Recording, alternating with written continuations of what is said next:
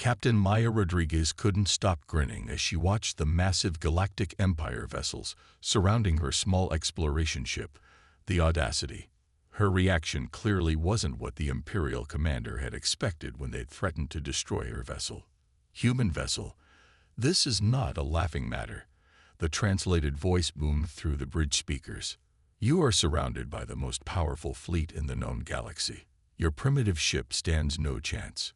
Surrender immediately." Maya wiped tears from her eyes as she tried to compose herself. Her bridge crew wasn't helping. Lieutenant John was practically doubled over at his station, and even the usually stoic Dr. Patel was struggling to maintain her professional demeanor. "I apologize, Imperial Commander," Maya managed between chuckles. "It's just, did you really think we wouldn't notice that 3 of your warships are just holographic projections?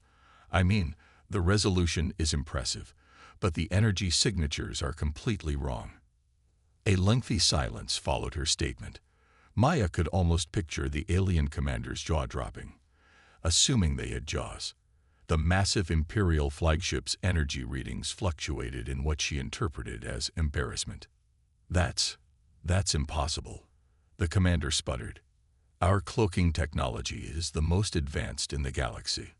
No primitive species could possibly—" "Oh, we're primitive all right," Maya interrupted, her grin widening.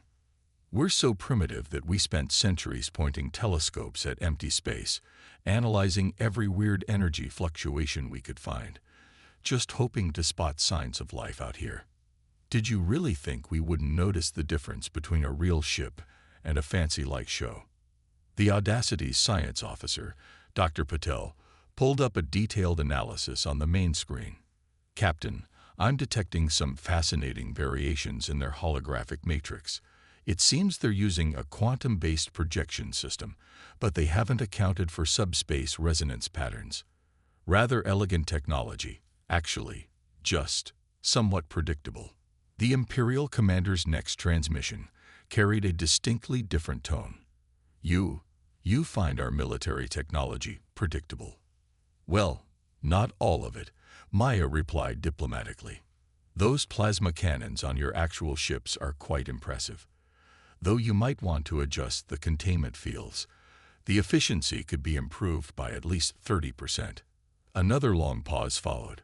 Maya used the time to send a subtle signal to her engineering chief, who began implementing some modifications they'd discussed during the initial standoff.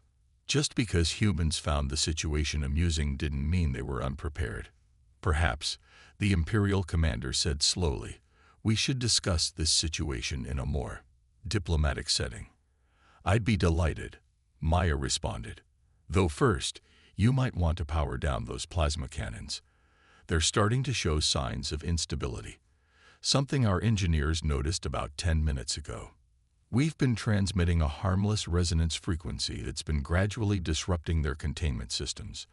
Nothing dangerous yet, but—" A flurry of activity followed as the Imperial ship scrambled to address the issue Maya had casually pointed out. She could practically feel the shock radiating from their vessels as they realized she was correct. You were able to analyze and counter our weapon systems while laughing at our holograms." The commander's voice carried a mix of disbelief and growing respect. "Multitasking is a human specialty," Maya shrugged, though the gesture wouldn't translate through audio. "Look, we really are interested in peaceful contact. We just also believe in having a few backup plans, and finding humor in tense situations, and occasionally poking holes in overly dramatic intimidation attempts." Dr. Patel's console beeped with an incoming transmission. "Captain, they're sending us technical specifications for their holographic systems. I believe they're asking for our input on potential improvements." Maya leaned back in her captain's chair, thoroughly enjoying this first contact situation. It wasn't every day you got to turn an attempted intimidation into a technical collaboration session. "Send them our analysis, Doctor. And maybe add a few notes about their shield harmonics. Might as well be thorough." As the Audacity's crew began exchanging technical data with their former adversaries, Maya reflected that this was exactly why she joined the Earth Exploration Force. Humanity might be new to the galactic stage, but they brought their own unique perspective to every encounter. Sometimes that meant finding humor where others saw only threat. Sometimes it meant seeing opportunities and challenges. And sometimes it meant teaching a supposed galactic superpower that the most dangerous species weren't always the ones with the biggest ships or the most advanced technology.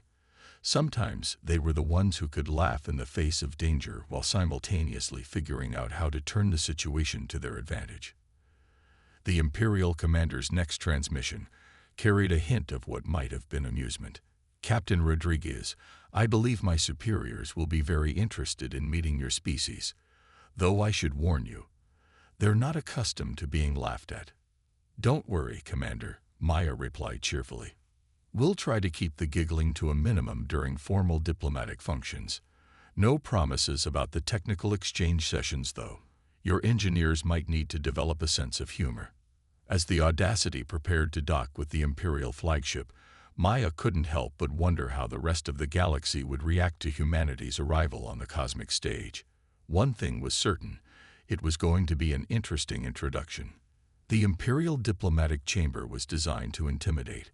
Towering columns of dark metal stretched into shadows above, while the floor gleamed like polished obsidian. The Imperial delegation sat elevated on ornate chairs, looking down at their human visitors. Captain Maya Rodriguez noticed that even the air seemed artificially heavy, probably adjusted to make other species feel slightly uncomfortable.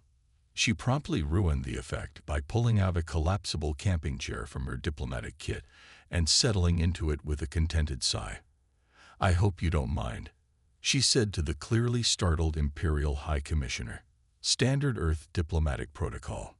We believe negotiations go better when everyone's comfortable." Behind her, Dr. Patel and Lieutenant Zhang followed suit with their own chairs, while the Imperial diplomats watched in bewildered silence. High Commissioner Vrax, a tall figure with iridescent scales and ceremonial armor, recovered first. "This is most irregular. The Galactic Empire has established protocols for—" "Oh, we've read all about your protocols," Maya interrupted cheerfully. "Fascinating stuff. But you see, humans have this saying, 'When in Rome, do as the Romans do.' However, we have another saying, 'Unless you can do it better.' I don't understand these references to Rome or—" "The point is," Dr. Patel interjected smoothly, "human diplomatic philosophy emphasizes genuine interaction over ceremonial posturing. We find it leads to more productive outcomes." The Imperial diplomats exchanged glances. One of them, a younger official named Kex, leaned forward with obvious interest. "You mean to say that all human diplomatic encounters are conducted this informally?" "Oh no," Maya laughed. "Sometimes we get really fancy and bring snacks." Speaking of which, she reached into her kit again and pulled out a sealed container. "Anyone interested in trying some chocolate? It's one of Earth's most popular diplomatic tools." The next few hours thoroughly demolished centuries of imperial diplomatic tradition. The human delegation somehow managed to turn what was supposed to be a formal negotiation of terms into something that felt more like a cultural exchange fair. Dr. Patel discussed the parallels between Earth's various cultures and those of imperial worlds, while Lieutenant Zhang had several imperial military attaches fascinated by human martial arts demonstrations. Maya noticed that High Commissioner Vrax seemed particularly troubled by how quickly his staff was warming to the human approach. "Something bothering you, Commissioner? Your species," Vrax said slowly, "appears to treat nothing with appropriate gravity. Yet in less than one solar cycle, you've demonstrated technological understanding that rivals our best engineers, combat techniques that impressed our military experts, and now diplomatic methods that—" He gestured at his staff, several of whom were now attempting to sit cross-legged on the floor while sampling Earth snacks, "are completely upending our established protocols." "Ah," Maya nodded. "You're wondering if it's all an act. The humor, the informality, the seemingly casual approach to everything." The thought had occurred. "Well, here's the thing about humans," Maya said, her tone growing more serious.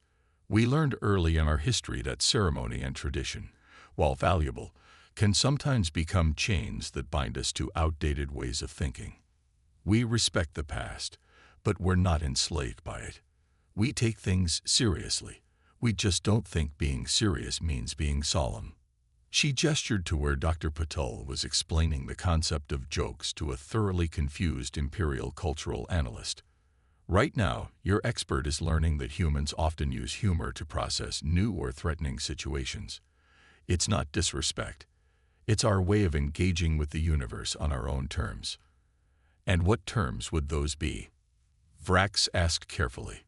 Open ones, Maya replied. We're not interested in conquering your empire or undermining it. We're interested in learning, growing, trading ideas, and technology. We're interested in adding humanity's unique perspective to the galactic community. She grinned, even if that perspective sometimes involves camping chairs in formal diplomatic chambers. Vrax was quiet for a long moment. Finally, he said, you realize the rest of the empire will not easily accept such unconventional approaches. Oh, we're counting on that. Maya's grin widened. It'll keep things interesting. And if there's one thing humans love, it's interesting situations. Speaking of which, she pulled up a holographic display showing the Imperial flagship's engine specifications. We've got some ideas about improving your propulsion efficiency by about 200%. Want to really shock your engineering course? As Maya launched into a detailed technical discussion that somehow involved references to Earth sports and something called percussive maintenance, Vrax found himself experiencing an unfamiliar sensation. It took him several minutes to recognize it as anticipation. Whatever happened next, the arrival of humans on the galactic stage promised to make his job far more interesting.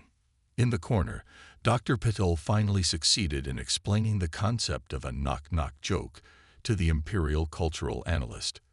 The resulting attempt by the analyst to create one using Imperial formal titles nearly caused Lieutenant Zhang to choke on his coffee. The diplomatic dance continued, but it was unlike any dance the Empire had ever seen before. And somehow, that seemed exactly right. The Imperial Cultural Exchange Center wasn't designed for the chaos that humans brought with them. 1 month after first contact, Captain Maya Rodriguez stood beside High Commissioner Vrax, watching as their respective crews attempted to navigate the increasingly complex web of cultural interactions. I still don't understand, Vrax said, his scales shifting in a pattern Maya had learned to recognize as confusion. Why did your engineer laugh when our maintenance chief suggested using quantum harmonizers to clean the propulsion systems? Because, Maya explained patiently, on Earth, there's a long-running joke about fixing complex problems by making up scientific-sounding solutions. Your maintenance chief accidentally quoted almost word for word from a famous entertainment show. You mean your entertainment predicts technological developments? No, it just. Never mind. Look at it this way. Humans find unexpected connections amusing. The fact that your actual advanced technology sometimes sounds like our made-up technology, that's hilarious to us. Their conversation was interrupted by a commotion from the recreational area. Lieutenant Zhang had introduced a group of Imperial warriors to the concept of basketball. The result was predictably chaotic, especially since the Imperials' natural height advantage was offset by their complete bafflement at why anyone would enjoy throwing objects at a suspended ring. Your species, Vrax observed, seems to derive pleasure from the most arbitrary activities. Says the species that considers ceremonial quantum probability calculations a form of entertainment. Maya countered with a grin. That is a sophisticated art form, that. Vrax stopped as he noticed Maya's expression. Ah, you're doing that thing again. Making a point through humor. Quick learner. That's why you're my favorite Imperial bureaucrat. Before Vrax could respond, Dr. Patel rushed up to them, her usual composure slightly frazzled. Captain, we may have a situation. Remember how I was explaining Earth idioms to the Imperial linguistics team? Maya felt a familiar sense of impending chaos. What happened? Well, they've been analyzing our language patterns, and They're convinced that humans must possess some form of collective consciousness or psychic ability. What? Why? They can't understand how we can communicate using phrases that, in their words, deliberately convey meanings contrary to their literal interpretation. They're particularly confused by sarcasm. The head linguist is writing a paper suggesting that humans must be telepathic to understand when each other's words mean the opposite of what they're saying. Maya burst out laughing, which only seemed to reinforce the imperial linguist's theory as they observed from across the room, furiously taking notes. "This is precisely what concerns us," Vrax said. "Your species treats everything like a source of amusement, yet you've already improved our holographic technology, suggested revolutionary changes to our engineering systems, and now you're unintentionally convincing our top scientists that humans have psychic abilities. To be fair," Maya pointed out, "that last one's not our fault, though it is pretty funny." Their conversation was again interrupted, this time by an Imperial security alert. Maya's translator rendered it as a Level 3 cultural contamination warning. The cause became apparent as they rushed to the station's main gathering area. Someone, Maya strongly suspected her engineering team, had introduced the Imperial staff to karaoke. The sight of dignified Imperial officials attempting to sing Earth pop songs while their cultural analysts debated whether this was some form of religious ritual was almost too much for Maya to handle. Dr. Patel was desperately trying to explain that no, humans didn't actually believe in the existence of a dancing queen, while Lieutenant Zhang recorded everything with barely concealed glee. "Captain Rodriguez," Vrax said with what might have been a sigh, "I've received 14 formal complaints about human influence on Imperial culture in the past week alone. 3 of my senior staff have requested transfers because they claim they can no longer maintain proper Imperial dignity after exposure to your species, and just yesterday, an Imperial prince was heard using the phrase cool beans during a formal address. Would it help if I apologized?" Maya offered. "Would you mean it?" "Not even a little bit." Vrax's scales shifted in what Maya now recognized as resigned amusement. The Empire has conquered star systems, unified countless species under our banner, and maintained order across the galaxy for millennia. Yet somehow, I suspect that dealing with humanity will be our greatest challenge yet. "Look on the bright side," Maya suggested. "At least you're developing a sense of humor about it." "That," Vrax replied darkly, "is precisely what worries me." As if to punctuate his point, a cheer went up from the karaoke area. An Imperial admiral had just discovered Earth's 21st century music genre known as hip-hop and was attempting to freestyle rap about the glory of the Empire. The cultural analysts had given up taking notes and were simply staring in horror. Maya patted Vrax's shoulder sympathetically. "Welcome to cultural exchange, Imperial style. Or should I say, human style. Is there a difference?" "Oh yes," Maya grinned. "Imperial style follows careful protocols. Human style. We just make it up as we go along and see what happens. Much more fun that way." As they watched the continuing chaos unfold, Maya couldn't help but think that this was exactly what humanity's entry into galactic society should look like. A wonderful mess of cultural collision, confusion, and eventual understanding, all seasoned with a healthy dose of human chaos theory in action. The Imperial Emergency Response Center erupted into chaos as reports flooded in about the approaching quantum storm. The massive disturbance in subspace threatened both Imperial and human vessels in the sector, and standard protocols were proving ineffective. Captain Maya Rodriguez watched as Imperial technicians frantically worked at their stations, their usual composure cracking under pressure. High Commissioner Vrax stood at the command center, issuing orders in rapid succession, his scales having taken on the deep purple hue that Maya recognized as stress. "The storm will hit the station in approximately 43 minutes, Dr. Patel reported, studying the sensor readings. "Traditional shielding won't be enough. The quantum fluctuations are too severe. The Empire has never encountered a disruption of this magnitude," Vrax admitted. "Our evacuation protocols won't work," Maya interrupted. We don't have time to evacuate everyone, and the ships would be torn apart in the storm anyway. She turned to Lieutenant Zhang.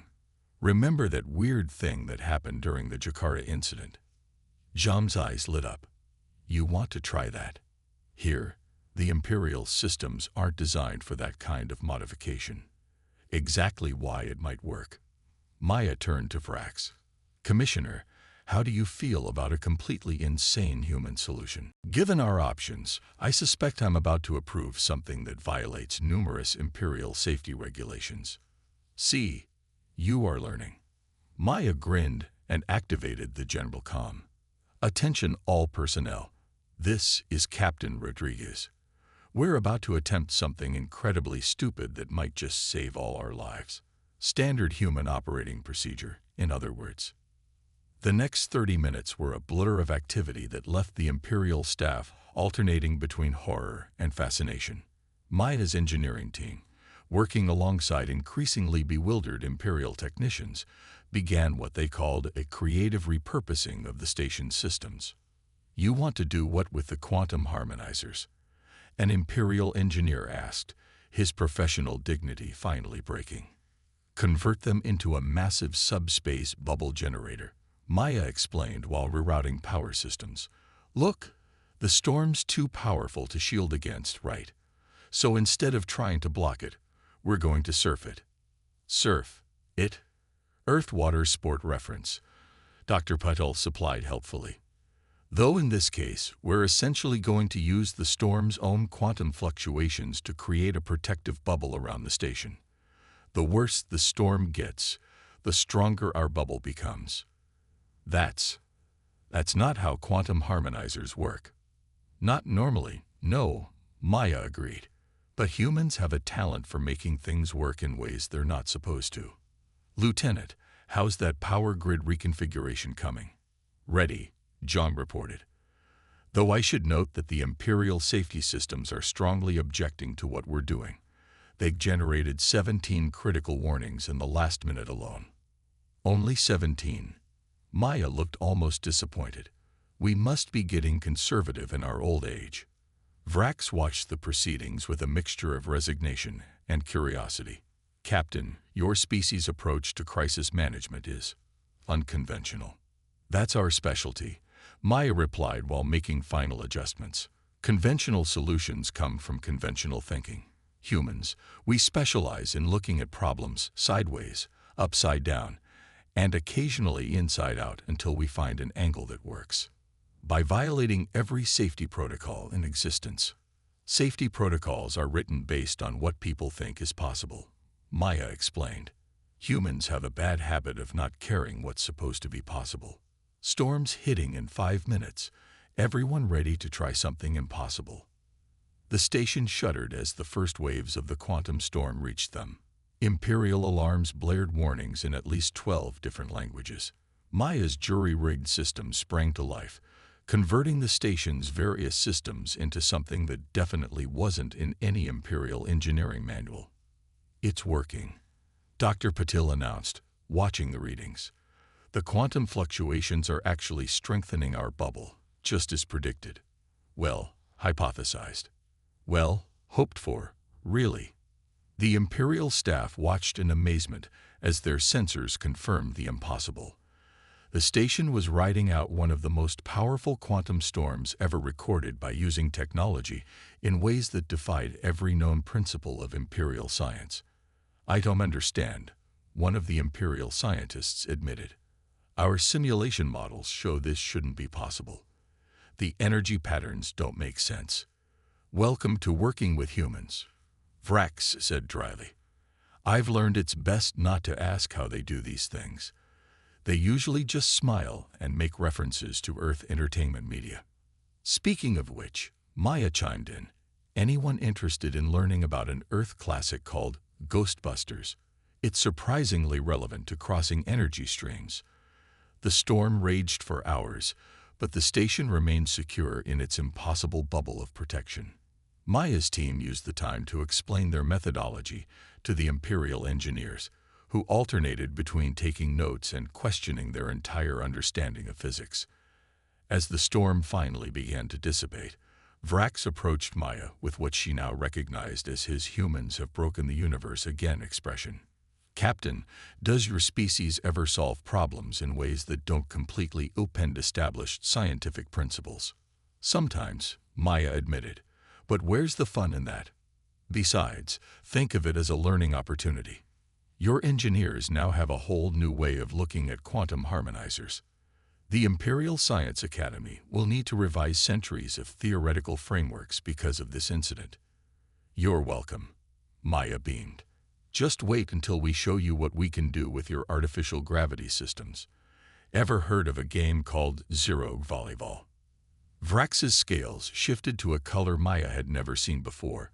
She made a mental note to ask Dr. Puttle later if that particular hue translated to existential dread or merely severe institutional concern. The Imperial Grand Council chamber had never witnessed anything quite like this moment.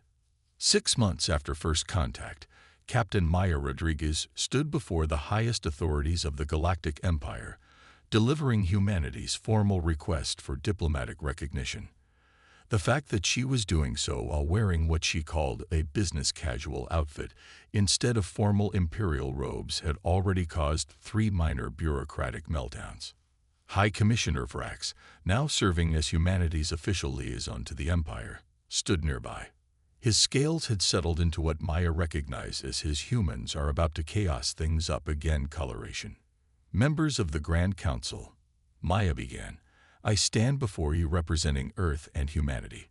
We come seeking friendship, cooperation, and the opportunity to contribute to the galactic community. Also, we brought snacks." A ripple of murmurs passed through the council as Imperial pages distributed carefully prepared Earth delicacies.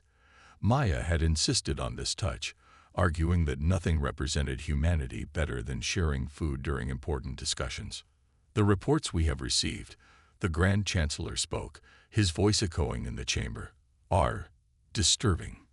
In mere months, your species has violated numerous Imperial protocols, rewritten several laws of physics, and somehow convinced an entire sector's worth of Imperial citizens that something called Casual Friday is an important cultural observance." "In our defense," Maya replied, "Casual Friday has significantly improved productivity in that sector. Also, your engineers seem much happier now that they're allowed to solve problems without filing forms in triplicate first." Dr. Patel, standing at Maya's side, quickly pulled up holographic data showing the actual efficiency improvements. The council members leaned forward, their interest piqued despite their obvious desire to maintain proper Imperial dignity. "Furthermore," the Chancellor continued, "your species appears to treat every interaction, no matter how serious, as an opportunity for humor." "Guilty as charged," Maya admitted cheerfully, "though I would argue that our approach has produced remarkable results. Lieutenant Zhang, if you would." Zhang activated another holographic display, showing the successful resolution of the quantum storm crisis, the improved Imperial technology incorporating human innovations, and the thriving cultural exchange programs. The Council watched in silence as the data scrolled past. "You see," Maya continued, "humans have learned something important during our relatively short history. The universe is vast, often dangerous, and frequently absurd. We could respond to this with fear, rigid control, or despair. Instead, we chose to laugh, to adapt, and to find joy in the chaos." She gestured to the chamber around them. "Your empire has achieved incredible things through order and protocol. We respect that. But humanity offers something different. The ability to think outside every box, to find solutions in unlikely places, and to face the unknown with a smile. And occasional violations of the laws of physics," Vrax added helpfully. "Those laws were more like guidelines anyway," Maya winked. "The point is, we're not here to upend your empire or challenge your authority. We're here to add our unique perspective to the galactic community. Sometimes that perspective involves unconventional engineering solutions. Sometimes it involves teaching your warriors to play basketball. And yes, sometimes it involves introducing Casual Fridays." The Grand Chancellor was quiet for a long moment. And if we were to deny your request for recognition, if we were to demand that humanity conform to imperial standards? Maya's smile never wavered. Well, we'd be disappointed, of course, and your scientists would miss out on some really interesting discoveries. Also, I should mention that about 30% of your younger officers have already started human-style gaming clubs, and I'm pretty sure there's an Imperial cruiser crew that's organized a theatrical production of something called Hamilton. A younger council member suddenly tried to suppress what suspiciously sounded like a chuckle. The sound echoed through the chamber like a thunderclap. Maya watched as the council members exchanged glances, some fighting their own smiles. "You see," she said softly, "it's already happening. You can't stop the spread of laughter, of joy, of looking at the universe with wonder instead of just authority. That's humanity's real gift to the galaxy, not our technology or our problem-solving skills, but our ability to find light in the darkness and humor in the face of the infinite." The council chamber was silent for a long moment. Then, incredibly, the Grand Chancellor's stern expression cracked slightly. "Captain Rodriguez, your species is possibly the most disruptive force the Empire has encountered in its long history." "Thank you. That wasn't entirely meant as a compliment. We'll take it as one anyway. It's another human specialty, finding the bright side." The Chancellor exchanged looks with his fellow council members. Some nodded, others seemed resigned, and a few were clearly trying not to smile. "Very well," he announced. "The Empire formally recognizes humanity and Earth as part of the galactic community. May the stars help us all." Cheers erupted from the human delegation. Several Imperial guards found themselves caught up in the enthusiasm, then tried to pretend they were just clearing their throats. As the formal ceremonies concluded, Vrax approached Maya. "Congratulations, Captain. Though I feel compelled to warn you, this is just the beginning. The Empire is vast, and not all sectors will welcome human influence as readily as we have." "Oh, I'm counting on that." Maya grinned. "Just think of all the interesting challenges ahead, all the impossible problems to solve, all the stuffy protocols to liven up. It's going to be amazing. You're already planning something, aren't you?" "Well, I did hear that the Imperial Academy of Sciences is having their annual symposium next month. Very formal, very serious affair." "Captain, don't worry. We'll start small. Just a few team-building exercises. Maybe some icebreakers. Oh, and karaoke. Definitely karaoke." As Vrax's scales shifted through several previously unrecorded colors, Maya looked out at the stars visible through the chamber's massive windows. Humanity had found its place in the galaxy, not by conquering or conforming, but by being unabashedly, unstoppably themselves. The greatest adventure in human history was just beginning, and they were going to face it the way humans faced everything, with innovation, determination, and of course, a healthy dose of laughter. After all, in a universe full of wonders and absurdities, what else could you do but smile and make the most of it?